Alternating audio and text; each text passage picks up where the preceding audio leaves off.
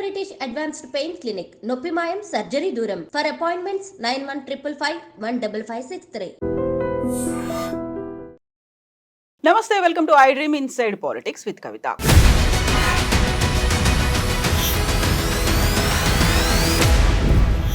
కొడంగల్లో pharma company ఏర్పాటుని ఎవరు ఎందుకోసం వ్యతిరేకిస్తున్నారు? అక్కడ నిజంగా ఆందోళన చేసిన వాళ్లలో స్థానికులు మాత్రమే ఉన్నారా, లేకుంటే బీఆర్ఎస్ వెనకాల ఉండి అందరినీ ప్రోత్సహించి దాడులకి ప్రోద్బలం చేకూరేలా పని చేసిందా? నరేందర్ రెడ్డి అరెస్ట్ వెనకాల ఎవరున్నారు? యాక్చువల్గా లగచర్లలో ఇప్పటికీ ఏం జరుగుతోంది? రోజులు గడుస్తున్న అనిశ్చితి ఎందుకు కొనసాగుతూనే ఉంది? మనతో పాటుగా ఉన్నారు బీఆర్ఎస్ మాజీ ఎమ్మెల్యే పైలట్ రోహిత్ రెడ్డి గారు. రోహిత్ రెడ్డి గారు, నమస్కారం. నమస్కారం. సో లగచర్ల మీకు కూతవేటు దూరంలో ఉంటుంది. You know very well what is happening there అనేది. సో ఎగ్జాక్ట్ గా ఏం జరిగింది అక్కడ? యాక్చువల్గా కాంగ్రెస్ పార్టీ చెప్తుంది 90% అక్కడ ఉన్నటువంటి స్థానికులకి భూములు ఇవ్వడానికి వ్యతిరేకత అస్సలు లేదు, వచ్చిందల్లా 10%తోనే. ఆ 10% కూడా బీఆర్ఎస్ఏ ప్రొవోక్ చేసింది అనే మాట నిజమేనా? దాంట్లో ఏమాత్రం వాస్తవం లేదండి. అక్కడ గత కొంతకాలంగా మనం చూసినట్టయితే గత కొన్ని నెలల నుంచి ఎప్పుడైతే కాంగ్రెస్ ప్రభుత్వం వాళ్ళు ఫార్మా విలేజ్ అక్కడ తీసుకొస్తామని చెప్పినారో అప్పటి నుంచి కూడా ఆ ప్రాంతం మొత్తం కూడా అన్రెస్ట్ అనేది అయింది. అండ్ అక్కడ ఏ గ్రామంలో కూడా, అక్కడ 3 రెవెన్యూ గ్రామాలు ఏవైతే ఉన్నాయో ఆ 3 రెవెన్యూ గ్రామాల్లో కూడా ఏ రైతులకు కూడా ఈ ఫార్మా విలేజ్ అక్కడ రావడం అనేది ఇష్టం లేదు. అక్కడ ముఖ్యంగా మనం చూసినట్టయితే ఈ లగచర్ల అనేది ఒక గిరిజన తాండా. ఈ గిరిజన తాండాలో ఉన్న వాళ్ళందరూ కూడా దాదాపు వలస కూలీలుగా ఎప్పుడో వెళ్ళిన వాళ్ళు బీఆర్ఎస్ ప్రభుత్వం ఉన్నప్పుడు, బీఆర్ఎస్ ప్రభుత్వం ఎప్పుడైతే ఈ రైతు బంధు ప్రారంభించిందో అప్పుడు వాళ్ళందరూ తిరిగి వచ్చి మళ్ళీ వ్యవసాయం పైన ఆధారపడి బ్రహ్మాండంగా అక్కడ వ్యవసాయం చేస్తూ ఉన్నారు. మీరు కనుక లగచర్ల చూసినట్టయితే లగచర్లలో వ్యవసాయ పంటలు, మంచి పొలాలు, మంచి భూమి, మంచి నేల అది. సో అక్కడ అందరూ కూడా వ్యవసాయ పైన ఆధారపడిన వాళ్ళు ఉన్నారు అండ్ పశువుల పైన ఆధారపడిన వాళ్ళు ఉన్నారు.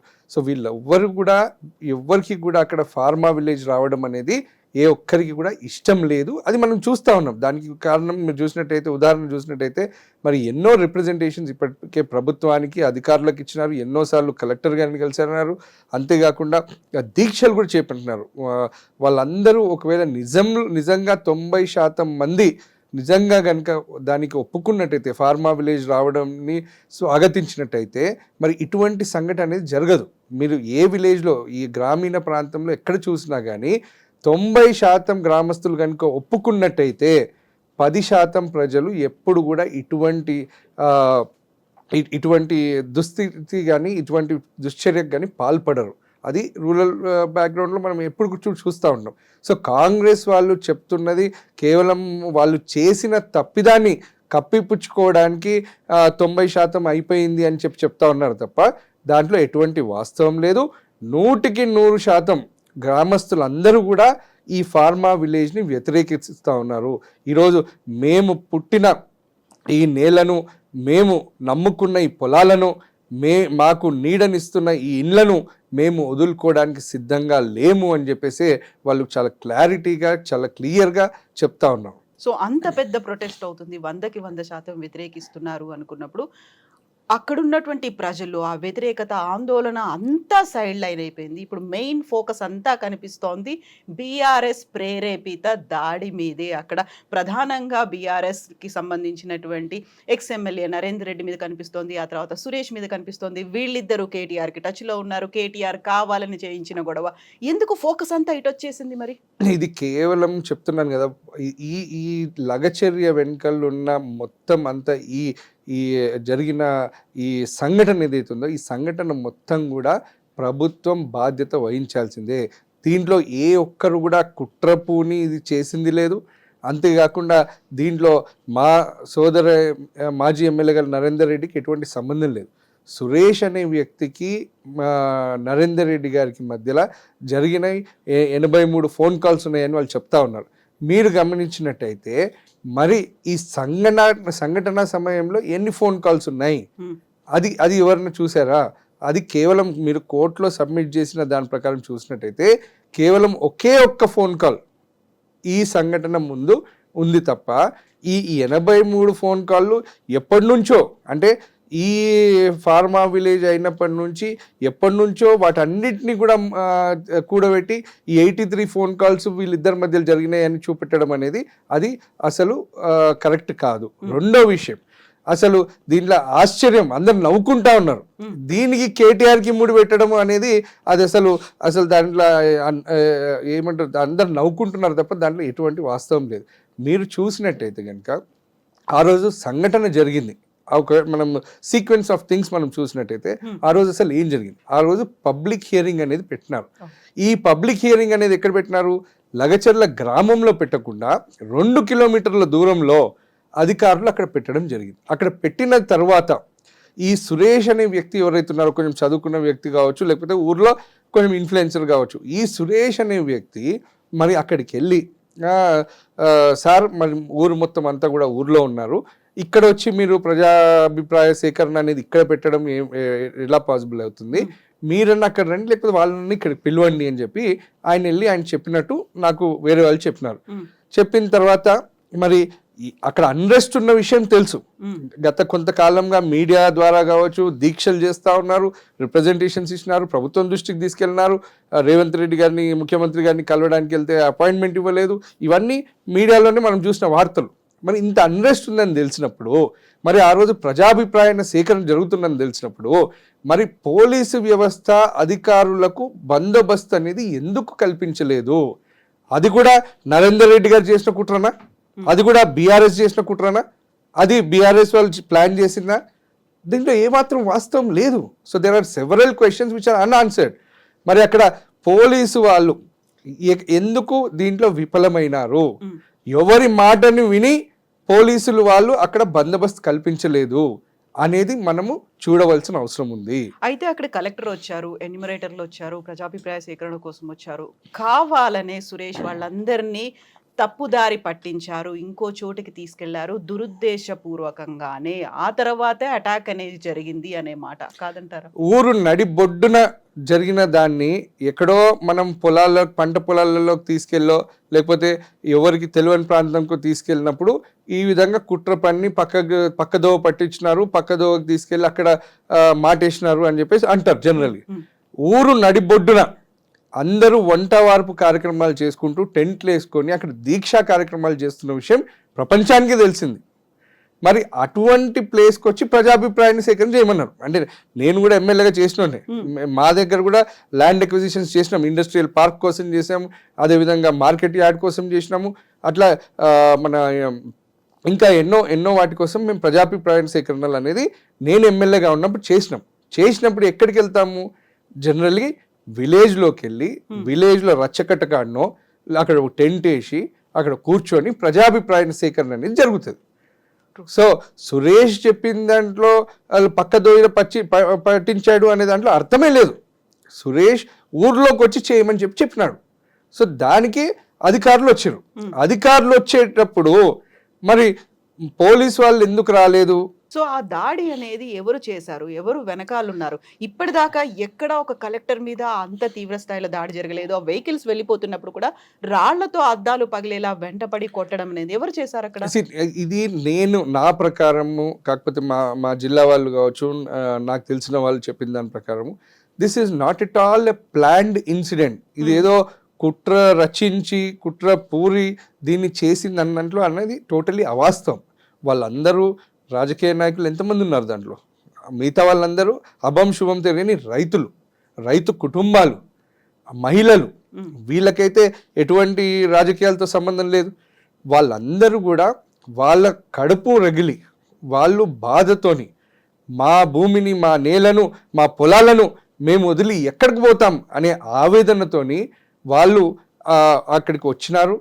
అధికారులతో మాట్లాడినప్పుడు, ఎప్పుడైతే అధికారులతో మాట్లాడానికి వచ్చినప్పుడు అధికారులు కూడా కొంచెం ఓవర్ రియాక్ట్ అవ్వడము, అది అన్ఎక్స్పెక్టెడ్గా జరిగింది. ఆ సంఘటన జరగడం అనేది బాధాకరమే. ఒక అధికారులపైన ఈ విధమైన దాడిని మేము కూడా సహించాము, మేము కూడా ఖండిస్తాం.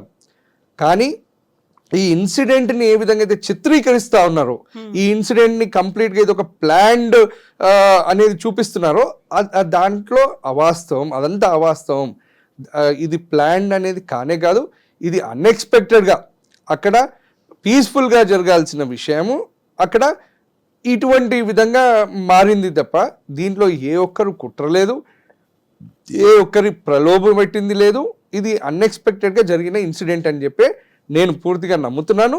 నాతో పాటు మా జిల్లా వాసులందరూ కూడా అదే నమ్ముతా ఉన్నారు. ఇప్పుడు నరేందర్ రెడ్డి గారి అరెస్ట్కి ఒక్క రోజు ముందు, అంటే ఇన్సిడెంట్ జరిగినటువంటి నెక్స్ట్ డే, నరేందర్ రెడ్డి ఒక మాట అన్నాడు. అక్కడ సురేష్ బీఆర్ఎస్ కార్యకర్త అయితే అయ్యి ఉండొచ్చు, బట్ ఆయనకు కూడా అక్కడ భూమి ఉంది, ఆ స్థలాన్ని కోల్పోతాడు కాబట్టి ఆ బాధతోనే అక్కడ అతను మాట్లాడాడని. బట్ కాంగ్రెస్ వస్తే ఇప్పుడు ఆయన ఆ వాస్తవ్యుడే కాదు అండ్ ఆయనకు అక్కడ భూమి లేదు, నిర్వాసితుడు కూడా కాదు అని. అసలు యాక్చువల్గా ఎవరు సురేష్, అక్కడ ఎందుకున్నాడు అనేటువంటి డౌట్లు వస్తున్నాయి కదా. వాస్తవంగా చెప్పాలంటే సురేష్తో నాకు పరిచయం అనేది లేదు. ఓన్లీ ఈ ఇన్సిడెంట్ ఏదైతే జరిగిందో ఈ ఇన్సిడెంట్ పట్లనే అసలు మనం ఏం జరుగుతుంది ఏంది అని చెప్పేసి మనం చూసినాం తప్ప సురేష్ అనే వ్యక్తితో నాకు పరిచయం లేదు. అయితే కొడంగల్కి తాండూర్కి చాలా సంబంధాలు ఉంటాయి. కొడంగల్ వాళ్ళు ఎక్కువ మంది తాండూరులోనే నివసిస్తూ ఉంటారు, వాళ్ళు వెళ్ళేసి వస్తూ ఉంటారు ఫర్ ఎడ్యుకేషన్ కావచ్చు, ఫర్ బిజినెస్ కావచ్చు. Everything Kodangal is totally dependent on Tandur or Vikarabad. So అట్లా కొడంగల్కి తాండూర్కి మంచి సంబంధాలు ఉన్నాయి.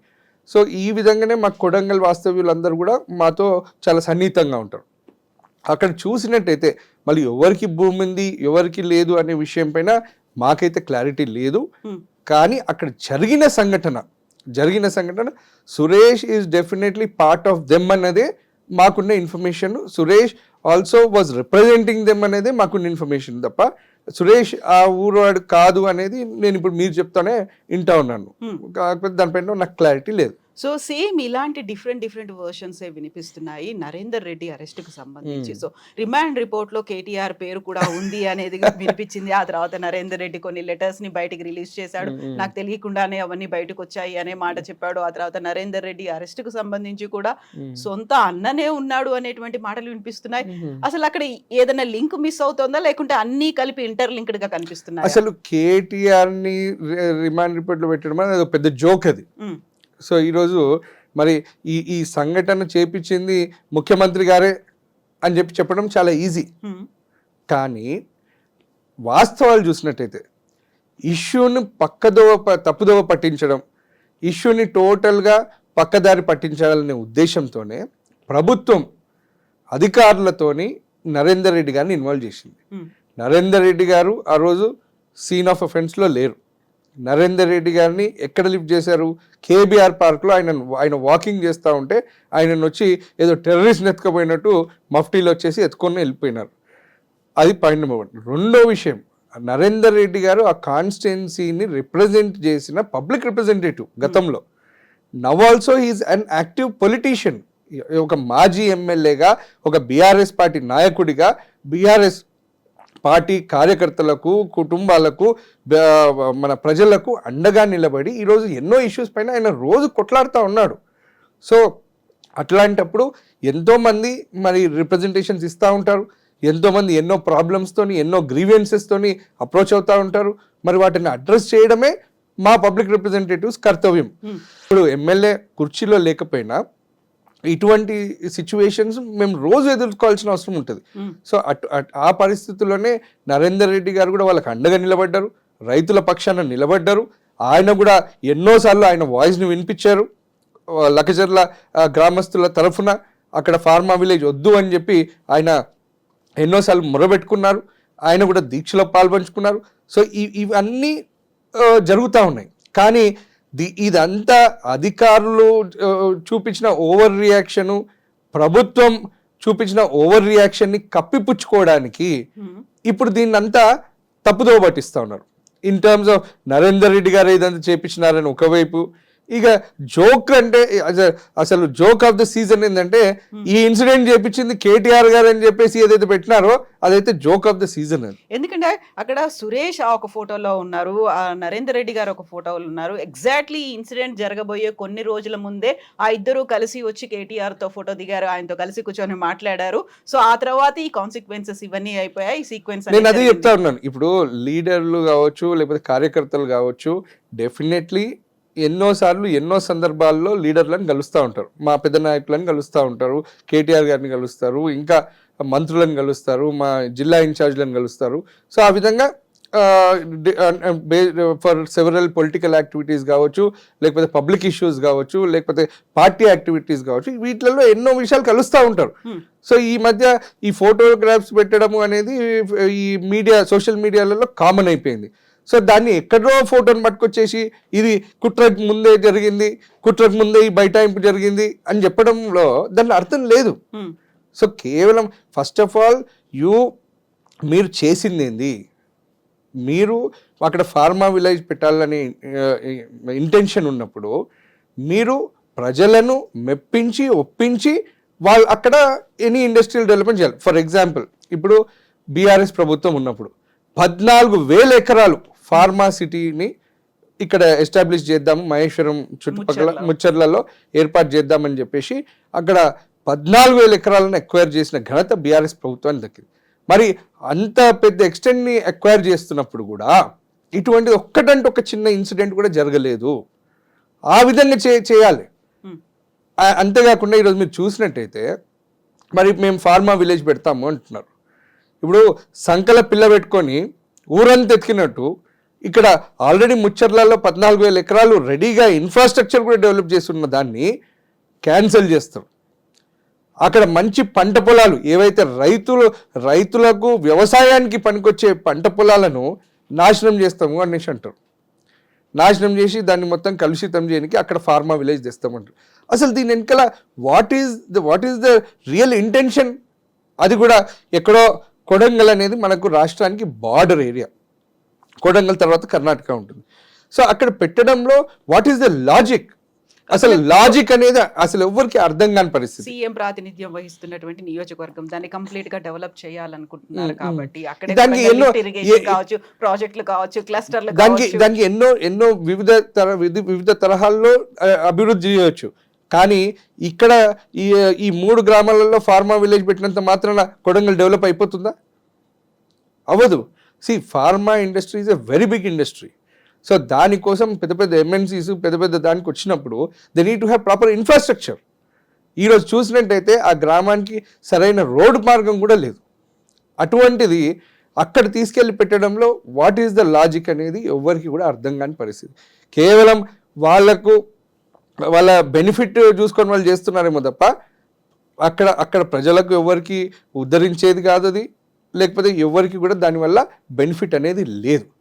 అది పాయింట్ నెంబర్ 1. ఇక రెండో విషయానికి వస్తే కేవలం because government has to take this blame, present government has to take this blame on what ever this incident happened.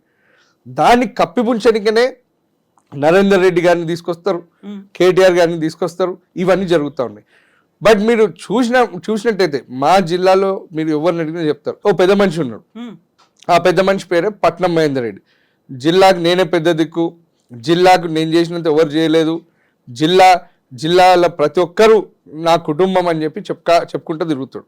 అది మొన్న ఎలక్షన్తో బట్ట బయలైపోయింది. ఆయనకు రాజకీయ ప్రయోజనాలు ఉంటే తప్ప జిల్లా లేదు, జిల్లా ప్రజలు లేదు, నమ్ముకున్న వాళ్ళు లేదు, అందరినీ వదిలేస్తాడు. దానికి ఉదాహరణే మొన్న జరిగిన ఎంపీ ఎలక్షన్లప్పుడు మా జిల్లా వికారాబాద్ జిల్లాని వదిలేసిండు, పోయేసి మేడ్చల్కి పోయి మేడ్చల్ నాది, నాకు వికారాబాద్తో ఎటువంటి సంబంధం లేదని చెప్పి అక్కడ పోయి స్టేట్మెంట్లు ఇచ్చిండు. ఇక ఆడ కూడా బుద్ధి చెప్పేసరికి మళ్ళీ ఇప్పుడు వచ్చిండు, మళ్ళీ వచ్చేసి తిరుగుతూ ఉన్నాడు. ఈరోజు మీరు మహేందర్ రెడ్డి గారిది కూడా చూసినట్టయితే మహేందర్ రెడ్డి గారు నరేందర్ రెడ్డి గారికి సొంత అన్న, రక్త సంబంధం, ఒకే తల్లికి పుట్టిన బిడ్డలు. అయినప్పటికీ ఇప్పటికీ 6 రోజులు అవుతా ఉంది, ఈ అంశం పైన స్పందించనే లేదు. ఇక రెండో విషయం చూసినట్టయితే ఇక ఆయనకు కోతికి కొబ్బరి చిప్ ఇచ్చినట్టు మొన్న చీఫ్ విప్ ఇచ్చారు. ఇక ముఖ్యమంత్రి గారి దగ్గరకు పోయేసి ఆల్ ఇండియా లారీ పర్మిట్ తీసుకున్నట్టు పర్మిషన్ తీసుకున్నాడు. నాకు ఒక ఠికానా లేదు సార్, నేను తాండూరులోని కాకుండా అయినా, వికారాబాద్లోని కాకుండా అయినా, అటు మేడ్చల్లోని కాకుండా అయినా, నేను ఇక నువ్వు పర్మిషన్ ఇస్తే, లారీ పర్మిట్ ఇచ్చినట్టు పర్మిషన్ ఇస్తే నేను ఊరి మీద పడి తిరుగుతా, నాకు ఠికానా లేదు అని చెప్పి ఏదో పర్మిషన్ తీసుకున్నట్ట. అది కూడా పేపర్లలో వచ్చింది. తీసుకున్నప్పటి నుంచి ఇక తిరుగుతూనే ఉన్నాడు. సరే, తిరిగి ప్రజలకు ఏమైనా ఉద్ధరిస్తున్నా అంటే కాదు, పెళ్ళిళ్ళకు పేరెంటాలకు గిది తిరుగుతున్నాడు. ఆయనకు పదవి మీద ఉన్న వ్యామోహం తప్ప, అధికార దాహం మీద తప్ప, ఆయన ఆస్తులు కాపాడుకోవడానికి తప్ప ఇంకొక ఉద్దేశమే లేదు. ప్రజలందరూ చాలా సంతోషంగా ఉండే. జిల్లాకు పట్టిన శని పోయింది మహేందర్ రెడ్డి కుటుంబం పోయేసరికి అని చెప్పి చాలా సంతోషంగా ఉండే. ఇప్పుడు పాపం వాళ్ళ ఫ్యామిలీకే ఈ శని పట్టుకుంది.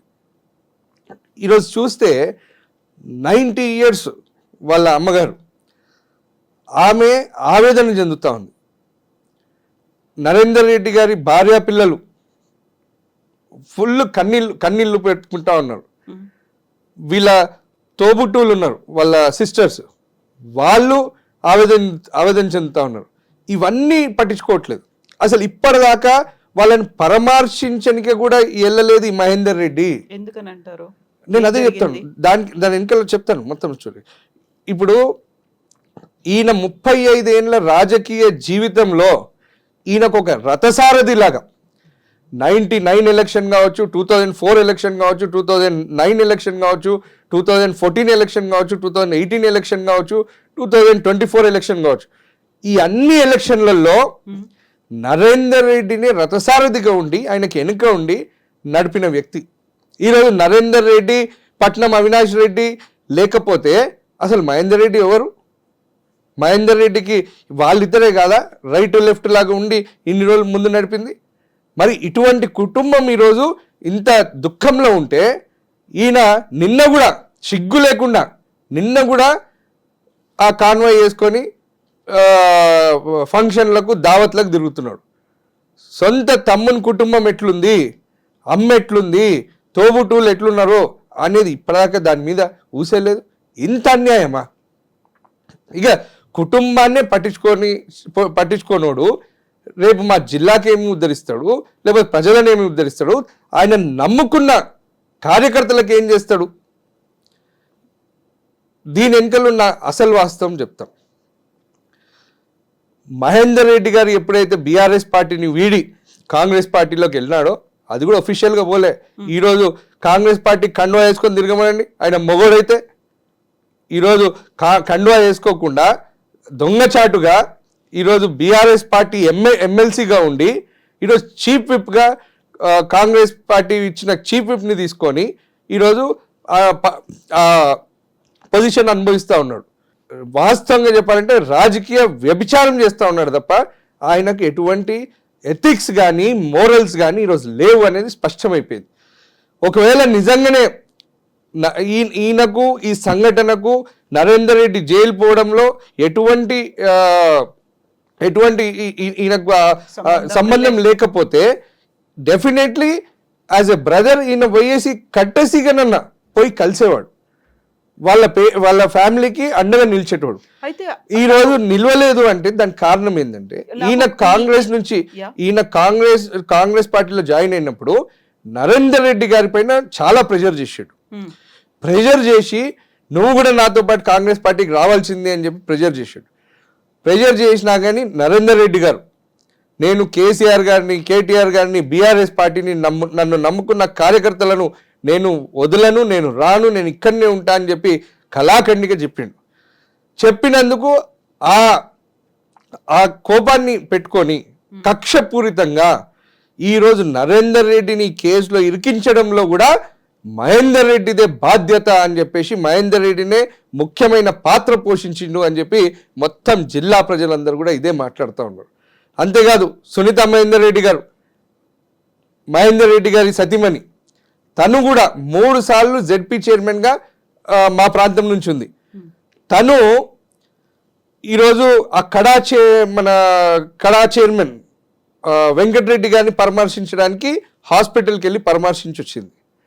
కానీ సొంత తోడికోడలు నరేందర్ రెడ్డి గారి సతీమణి శృతి రెడ్డి గారిని ఈరోజు దాకా ఫోన్ కాల్ కూడా చేసి మాట్లాడింది లేదు.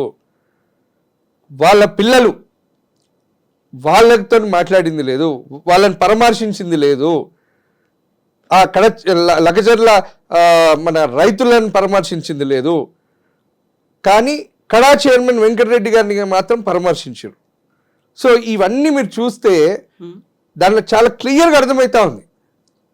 ఈ జరిగిన సంఘటనలో నరేందర్ రెడ్డిని బలి చేయాలి, నరేందర్ రెడ్డి నా మాట విన్నందుకు దీంట్లో బలి చేయాలని చెప్పి ఈరోజు నరేందర్ రెడ్డిని దీన్ని ఇరికిచ్చినారు. నరేందర్ రెడ్డిని A1గా జైల్లోకి పెట్టినారు. దీని వెనకాల 100% నా బిలీఫే కాదు, మొత్తం మా జిల్లా ప్రజలందరి బిలీఫ్ అదొకటే.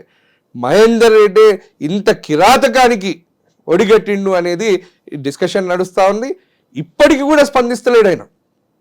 ఈ రోజుకి కూడా నేను మొన్న చూసిన ఏదో సోషల్ మీడియాలో వీడియో చూసిన, ఒక విలేకరి మీలానే దీనిపైన స్పందించానంటే నేను స్పందించా అని ఉరుకుతూనే ఉన్నాడు ఆయన. అంత భయం ఎందుకు? నీకు సంబంధం లేకపోతే నువ్వు నిలబడి మాట్లాడు, నువ్వు నీ తమ్మునికి అండగా నిలబడు, తమ్ముడి కుటుంబానికి అండగా నిలబడు, పో ములాఖత్లో పో, నీ తమ్మునితో మాట్లాడు, ఎందుకు పోతలేవు అని ఈరోజు నేను ప్రశ్నిస్తాను. కేవలం ఒకటి, ఆయనకు అధికార దాహం, ఆయనకు రాజకీయ లబ్ధి, ఆయన ఆస్తులను కాపాడుకోవడం తప్ప ఇంకొక ఉద్దేశం లేదు. కేవలం ఈ పదవులను అనుభవించడం తప్ప ప్రజల పట్ల కావచ్చు, జిల్లా పట్ల కావచ్చు, కుటుంబం పట్ల కావచ్చు ఏం లేదు. అసలు కుటుంబానికి అండగా లేనోడు జిల్లాకేం చేస్తాడు, ప్రజలకేం చేస్తాడు, నమ్ముకున్న వాళ్ళకి ఏం చేస్తాడు అనేదే ప్రతి ఒక్కరూ మాట్లాడుతున్న మాట ఇది. తనతో పాటుగా కాంగ్రెస్ పార్టీలో చేరలేదు, అది కేవలం ఒకే ఒక్క రీజన్, ఆ ఒక్క రీజన్తోనే ఈ పనంతా చేశారు, అరెస్ట్ చేయించారని అనుకుంటున్నారు. ఈ అరెస్ట్ వెనకాల తనకి ఆ సజెషన్ ఇచ్చింది ఎవరై ఉంటారని మీరు అనుకుంటున్నారు? తనంతట తనే చేసుంటాడా? 100%. ఆయన 35 ఏళ్ళ సీనియర్ అని చెప్పుకుంటా ఉంటాడు. రాజకీయంలో నాకంటే ఉద్దన్నుడు ఎవరు లేడు అని చెప్పుకుంటా ఉంటాడు. మరి ఆయన చేసిన ప్లానా లేకపోతే ఇంకోరిని చేసిన ప్లానా, మరి ఆయనని అడిగితే తెలుస్తుంది తప్పకుండా. కానీ 100% ఇది ఏదైతే జరుగుతూ ఉందో అది చాలా బ్యాడ్. అది తప్పకుండా he has to respond, he has to come and he has to tell, he has to definitely stand by Narendra Reddy and Lagacherla రైతులు. ఎస్ అండి, రోహిత్ రెడ్డి గారు, థ్యాంక్ యూ సో మచ్ అండి. థ్యాంక్ యూ అండి. Thank you for your time అండి. Thank you.